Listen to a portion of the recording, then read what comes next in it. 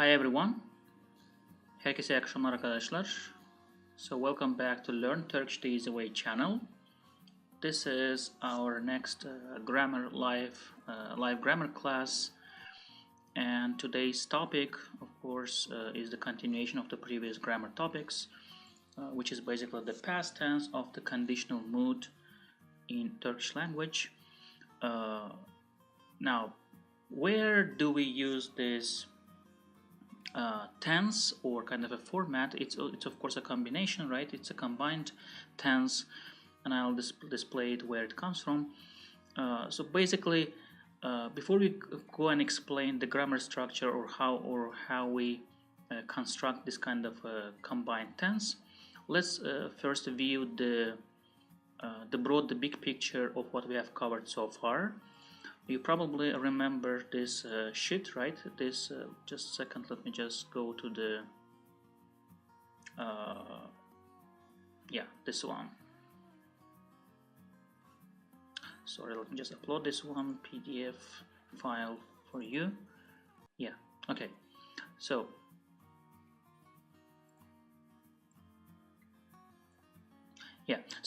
you basically remember this PDF sheet, right? Probably from the previous classes, and this PDF file is also in our Telegram channel. So if you're not part or member of that group, you can join that through the link that you will see in the next slides. But basically, this was all possible types of tenses or combined, so simple tenses, right? Simple tense conjugations or combined tense conjugations that we have in Turkish language. So far we have covered all these simples, right? This first 9 right? These ones, let me just highlight it. So far we have covered this 9, the simple tense conjugations, and we also started the combined tense conjugations, in which we came until this 6th one. Okay, so we already covered the combined tense conjugation, in which we have the past tense of the necessitative mood, malı plus id, right? This was the last thing we covered in our grammar class, malı plus id, and today is what we will cover is the conditional mood past tense, which means sa, se plus id. Okay, just for you to see the big picture where we are right now. Next topic will be the optative mood past tense, which is a, e plus ed, and then we will shift to the next kind of a group of conjugations, combined tense conjugations, which will be what? Adding imiş, right? Adding this ending imiş, this one, to all possible tenses that we can have, okay? So today is this topic. Just to repeat, it is the past tense of the conditional mood, adding ed, auxiliary verb or complementary verb to the conditional mood in Turkish language. Okay, so let's go and see how we construct. And first of all, just before we go into construction, why or where do we use this tense? Okay, dilek şart kipinin hikayesi or past tense of conditional mood. Now, just for your note, you see I write conditional mood, right? Which means condition, if condition. But in Turkish language, it's called not only şart, but also dilek şart. Okay, dilek şart, which means that this tense is used to express wish, okay, or some condition. And the counterpart of this tense in English is basically two conditions. It's not only one conditional if, but two. The second conditional, when you say, for example, if I were rich, okay, if I were rich, I will do this. If I were this, I will be that. Okay, so if I were. So it's a second conditional, and third conditional, which means what? Something happened in the past and you are kind of regretting about this, or you wished you had not done it. Okay, that's a third condition. If I had done, if I had not come, for example. That's how we use this kind of a tense for this. And in addition to this, when we use this kind of a structure, we are also using it for the I wish clauses. Okay, I wish I had done, I wish I had come, I wish you were here, I wish you had not done this, and so on and so on. So you see, it's a very broad, the use of this tense in Turkish language is very broad. you can talk about the wish, you can talk about some regret in the past, you can talk about some kind of a desire in the future that you will probably to do in the future. Okay, therefore it's a very broad, it's a very kind of, it might be very confusing for you, but it's more or less it encompasses around 3 or 4 uses that kind of that we have in English language. So let's go and now look at how we construct it. Then we will go to the examples, okay, at the end, and then we will conclude our class. So how do we construct? We basically have 4 possible cases, right? We have affirmative, we have negative, we have interrogative and negative interrogative forms of any verb when we conjugate it, and we have persons, right? We have persons. So we start with the affirmative form of this tense. So what is the rule? We have to use the root of the verb, which is verb without mak. Then we add sa or se, right? Because we only have 2 versions, sa or se. That's why it's sa over 2. Sorry, 2 over sa. And then we have this ending or auxiliary verb, complementary verb id, plus the personal ending at the end. Okay. So here we have 2 examples as always, yapmak and vermek verbs. Okay, so let's start with yapmak. So what do? We have normally, if you write it separately, this is the structure. Okay, yapsaydım, yapsaydin, yapsaydik, idi, and so on, right? But the ultimate version is not this, of course. The ultimate version is this one that you see on the right side after the equal sign. That's how we pronounce it. That's how we usually write it. Okay, in writing, that's how we spell it. So basically, yapsaydım becomes what? Yapsaydım, and also please pay attention to this letter y here, which is a fusion letter, right? Because all our endings sa or se end in a, and because our complementary verb id always starts with e, you see, it ends in a and it starts with e, right? Idim. Therefore, we always will have here this fusion letter y in between. Okay, that's kind of a rule, non-changing rule, because we have 2 vowels in between on each side of y. Okay, so yapsaydım ben becomes what? Yapsaydım, sen, yapsaydın, o, yapsaydı, which means if he had done, right? Biz yapsaydık, if we had done. Siz yapsaydınız, if you had done, plural. Onlar yapsalardı. Now this is kind of very important here. It's not yapsaydılar, okay? It's yapsalardı. But you can also see the reverse, okay? You can also see in some grammar books you will see that they don't say yapsalardı, but they say yapsaydılar, okay? Yapsaydılar. But especially in spoken language, you will see this one, okay? Yapsalardı. Okay, so we have this plural ending lar before the, okay, before id, and that's how we combine it. Yapsalardı. For the verb vermek, verseydim becomes verseydim if I had given, verseydin if you had given, verseydi if he or she had given, verseydik if we had given, verseydiniz if you, plural or formal, had given, and last one is verselerdi, okay, not verseydiler, which is also possible, but this is more common. Verselerdi, onlar verselerdi if they had given. Okay. Well, this is affirmative. What about the negative? Let's go for the negative. Negative, we add, of course, negative structure ma or me, right, in between, and that's the only difference between the affirmative and the negative. So we add ma or me depending on the vowel harmony. So let's look for the yapmak. Ben yapmasaydım, right, if I had not done. Sen yapmasaydın if you had not done.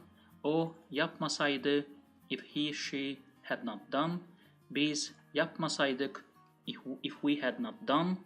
Siz yapmasaydınız if you, plural or formal, had not done.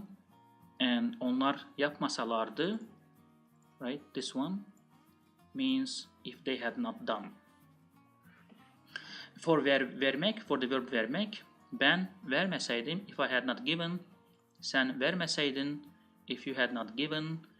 O vermeseydi if he she had not given. Biz vermeseydik if we had not given. Siz vermeseydiniz if you plural or formal had not given. And last, vermeselerdi if they, onlar vermeselerdi if they had not given. Okay, this one. Of course, don't kind of assume this is written in capital letters. I just, for the purpose of separation, I use this kind of negative structure ma, me in capital letters for you to easily distinguish it. Okay, of course, it's always written in the lower kind of a letter, not capital. What about the interrogative? How do we construct interrogative for this? Interrogative will be what? Verb again, sa, which is ending here, sa se, right? Then we have question word mu mi, because we have only sa se. Okay, there is no rounded version of mu mu. You just have mu mi, two possible cases, then ed and personal ending. Okay, so for ben, yapsamıydım. Okay, yapsamıydım. Sen yapsamaydın. And o yapsamaydı. Okay, third person, so didn't just highlight. Okay, o yapsamaydı. Biz yapsamaydık. Siz yapsamaydınız. And onlar yapsalar mıydı? Okay, yapsalar mıydı? If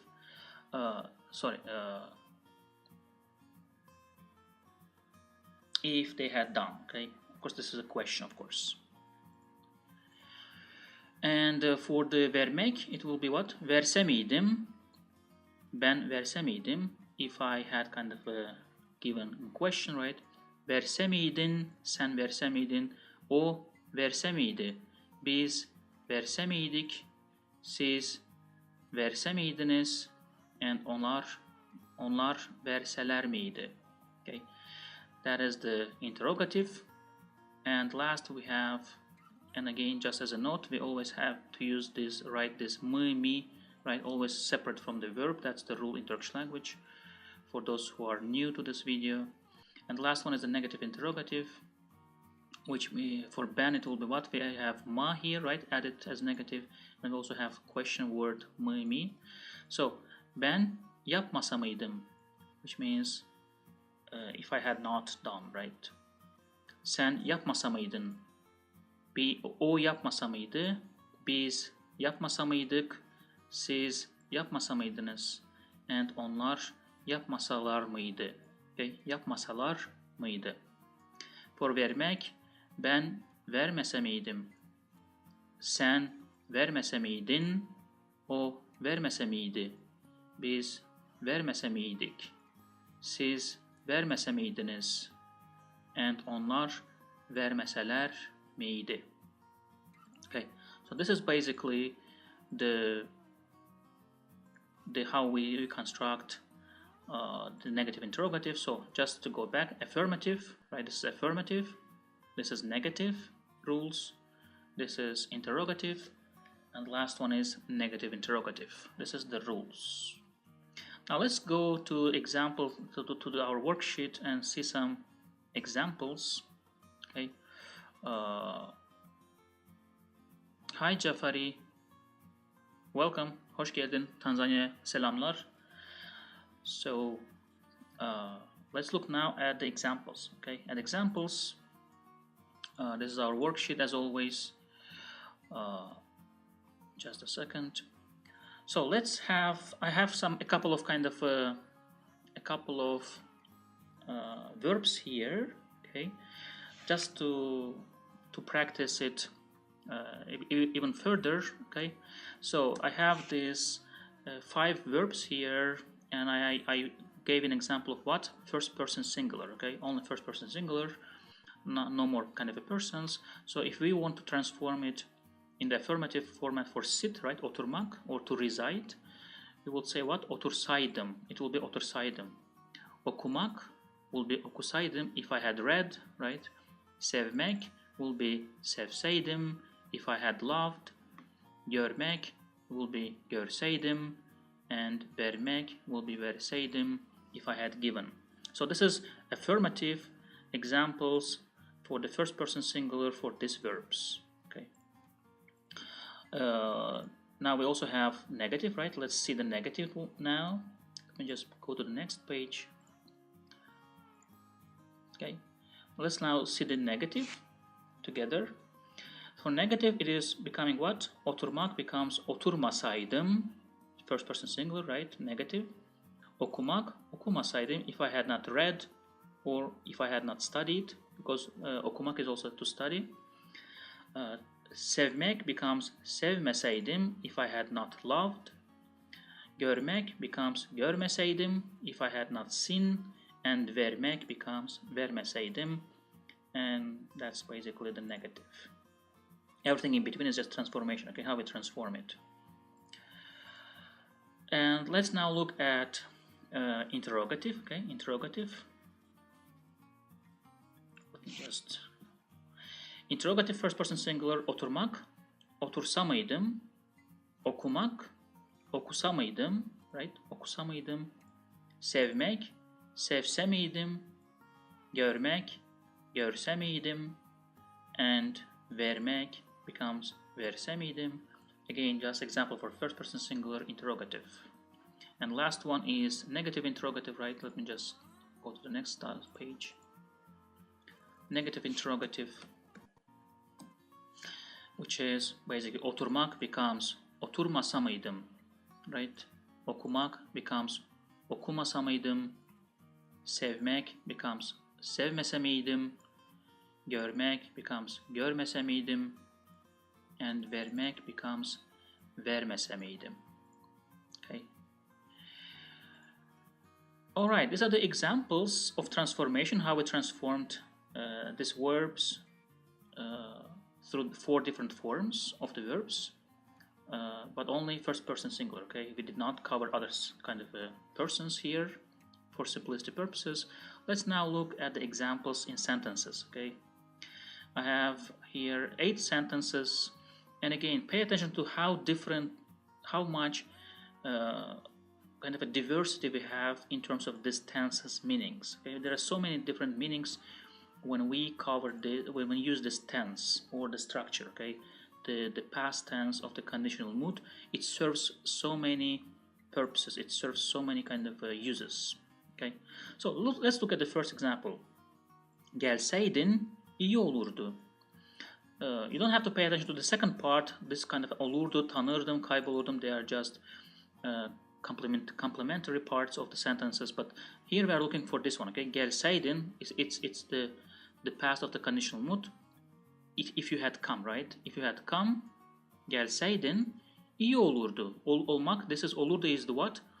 Is the past tense of present tense. Remember? Olurdu, giderdi, yapardı, verirdim, görürdüm, severdim, and so on. So that's the past tense of the present tense, and this is the past tense of the conditional mood. So if you had come, gelseydin iyi olurdu, right? Olmak comes from olmak. It would have been nice. It would have been olurdu. It would have been. The second sentence, sizi görseydim tanırdım. Sizi is, of course, accusative case of siz, right? It's in accusative case of the noun.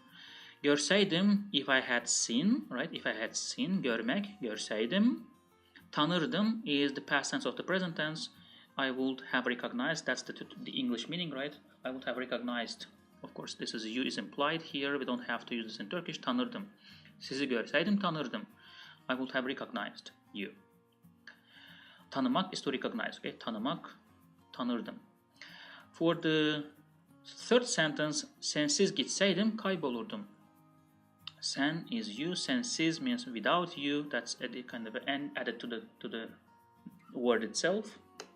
Gitseydim, gitmek, to go, right? If I had gone without you, kaybolurdum. Kaybolmak is a compound verb. It's a complex verb composed of 2 different verbs.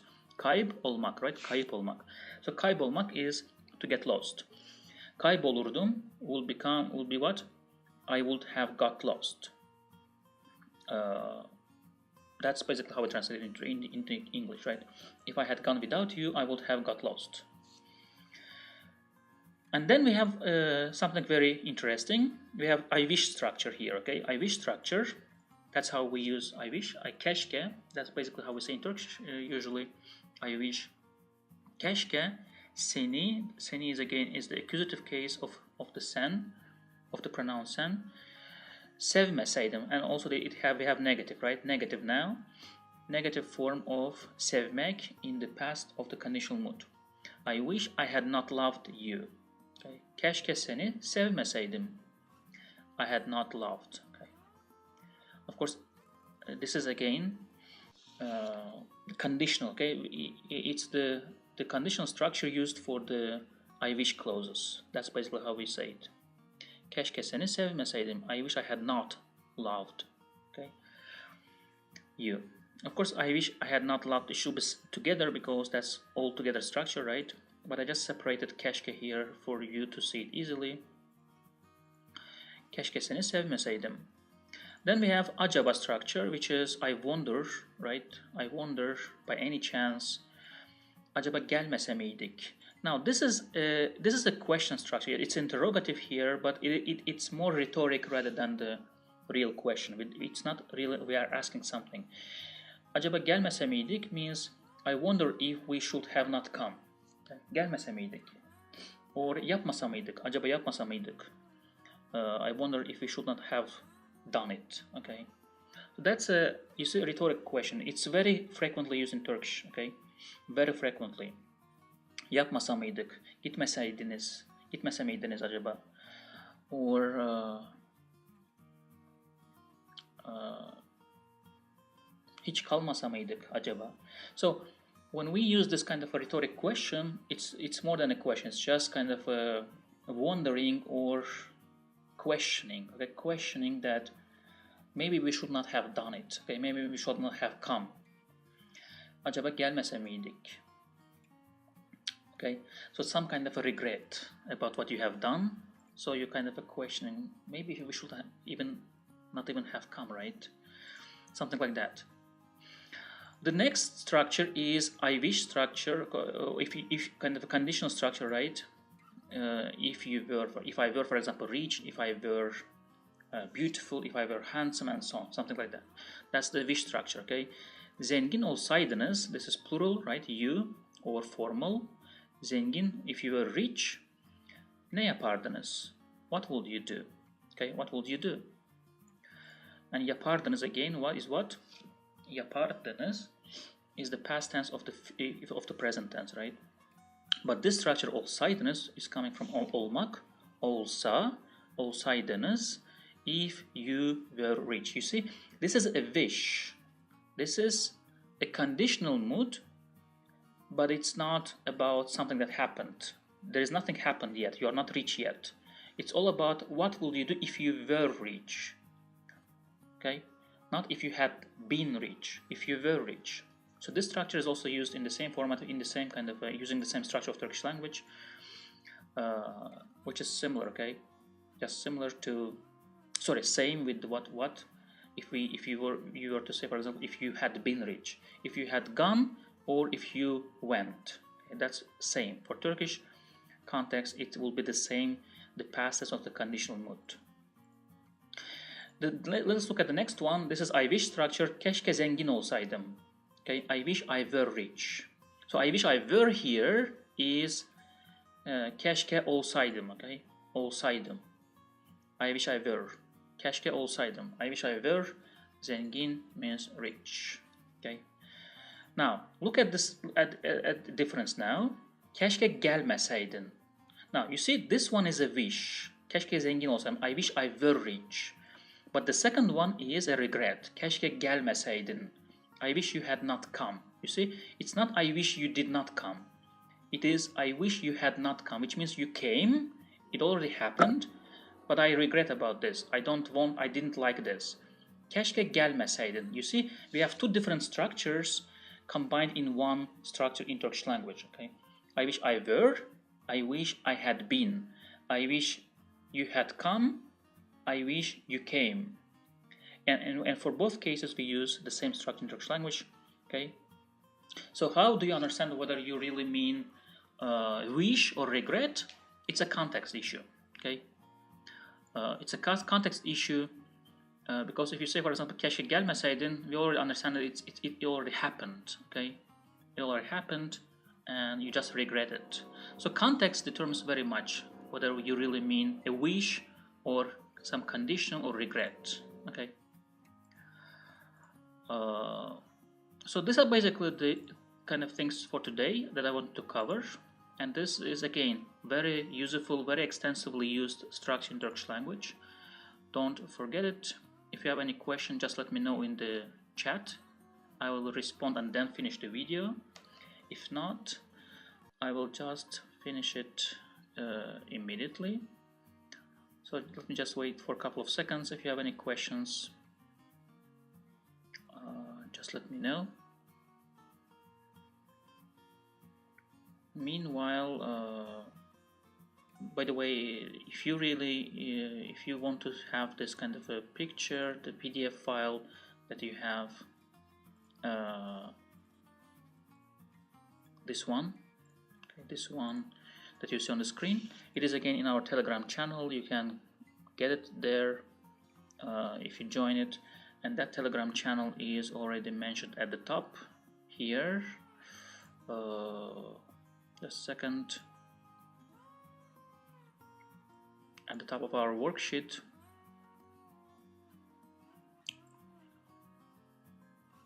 Here, okay, this is our Telegram channel here. If you just search by this keyword, Learn Turkish the Easy Way, it will appear in Telegram. So that's basically it for today. I see that there are no questions. So if no other questions, I hope to see you in the next classes. Herkese iyi akşamlar. Görüşmek üzere arkadaşlar. Bye bye.